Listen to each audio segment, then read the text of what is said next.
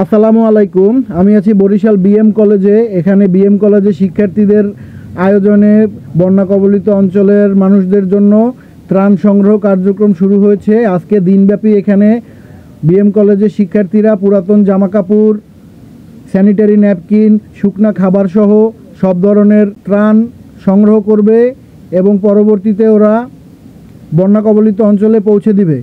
তো আপনাদের কাছে অনুরোধ থাকলো, যার যার অবস্থান থেকে নিজের সাধ্যমতো এই ত্রাণ সংগ্রহ কার্যক্রমে অংশগ্রহণ করার এবং মানবতার সাহায্যে এগিয়ে আসার জন্য। ধন্যবাদ।